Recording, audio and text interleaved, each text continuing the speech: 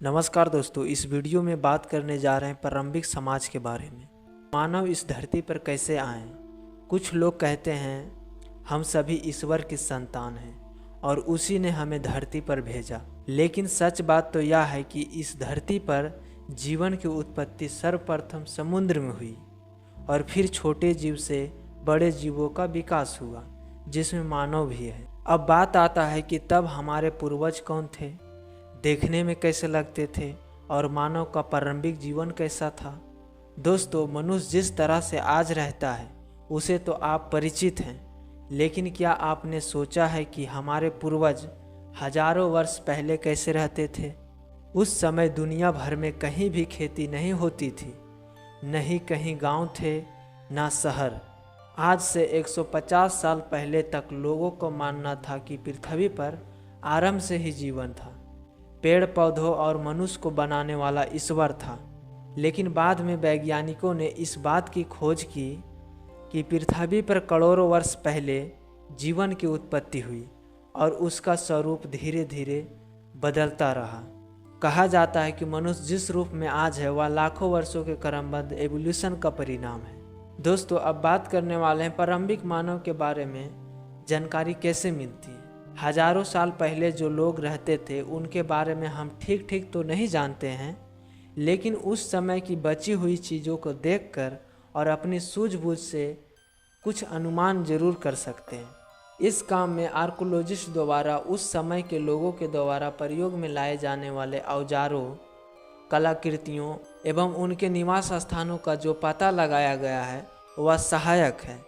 उस समय के लोगों की जीवन शैली को जानने के लिए आज भी उसी माहौल में रह रहे हैं। शिकारी समाज के लोगों का विद्वान ने स्टडी किया है।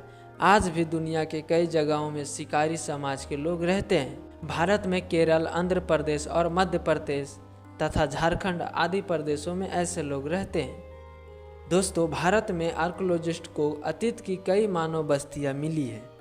इन सभी स्थलों से शिकारी मानव के कई निशान मिले हैं, जैसे पत्थर के औजार, गुफाओं पर बने चित्र और जानवरों तथा लोगों की हड्डियाँ। दोस्तों, आपको बता दूं, गुफा ही उनका बसेरा था।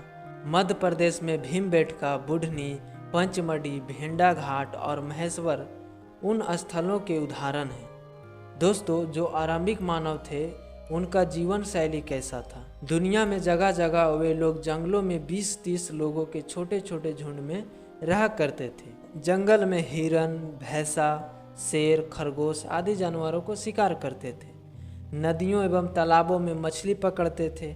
मधुमक्खी के छत्ते से शहद भी इकट्ठा करते थे।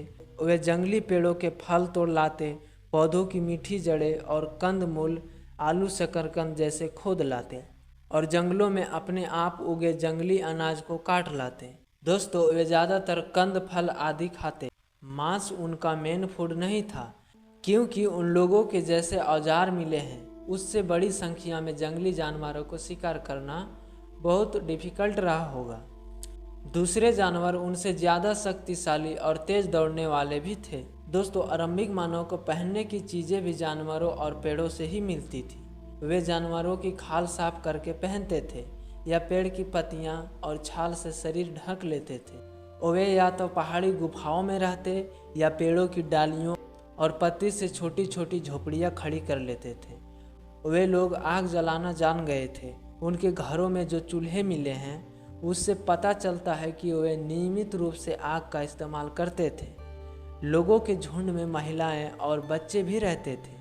पुरुष शिकार के लिए जाते, जबकि महिलाएं कंदमूल, फल और अन्य जंगली अनाज इकट्ठा करती। समूह के लोग बच्चों को खास ख्याल रखते थे। साथियों, आपको बता दूं, आरंभिक लोग साथ साथ शिकार करते थे, क्योंकि अकेले जानवरों को मारना कठिन होता था। भोजन लोगों द्वारा समूह में ही इकट्ठा किया जाता था और उससे सब लोग मिल बांट कर खाते थे। दोस्तों, यह बहुत ज़रूरी था, क्योंकि जंगल से क्या मिलेगा इसका पक्का भरोसा तो होता नहीं था। उस समय लोगों के कई समूह अलग अलग क्षेत्र में रहते थे। उनके बीच शिकार और भोजन प्राप्ति को लेकर छोटी मोटी लड़ाइयाँ भी होती थी। दोस्तों, कुल मिलाकर उस समय के लोगों का जीवन बहुत आराम से बीतता होगा। उन लोगों का मुख्य काम भोजन इकट्ठा करना था, जो जंगल से प्राप्त हो जाता। इसके लिए उन्हें बहुत अधिक परिश्रम नहीं करना पड़ता था। दोस्तों, एक समूह में रहने वाले आरंभिक मानव एक सीमित क्षेत्र के भीतर घूमते फिरते रहते थे। यह दायरा उनके निवास स्थल से चारों दिशाओं में होता था। ये लोग छोटे छोटे समूहों में बंटकर चारों दिशाओं में जाते। इसके पीछे एक निश्चित वजह होती थी, जैसे एक खास क्षेत्र में फलों, पौधों और जानवरों की संख्या और उपलब्धता सीमित रहती थी, जिससे वे समाप्त कर देते थे। इसीलिए भोजन की तलाश में वे इधर उधर घूमते थे। वे जानवरों के शिकार करने के लिए भी उनके पीछे पीछे चले जाते। उन लोगों को पेड़ पौधों में फल फूल आने का मौसम पता था, इसीलिए लोग उनकी तलाश में उपयुक्त मौसम के अनुसार दूसरे क्षेत्रों में घूमते थे और आसपास के जल स्रोतों जैसे नदियों, झीलों आदि के सूख जाने के कारण भी पानी की तलाश में इधर उधर जाते होंगे।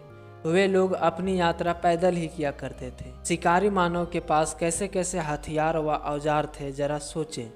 उस समय लोहा, तांबा जैसी धातुओं के बारे में लोगों का पता नहीं था, इसीलिए उन लोगों को आसपास जो मिलता वह था पत्थर, लकड़ी, जानवरों के सींग और हड्डियाँ।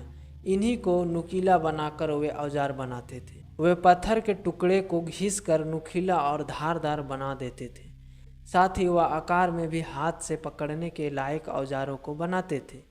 धीरे धीरे वे इस कला में माहिर होते गए और पत्थर के बारीक औजार बनाने लगे।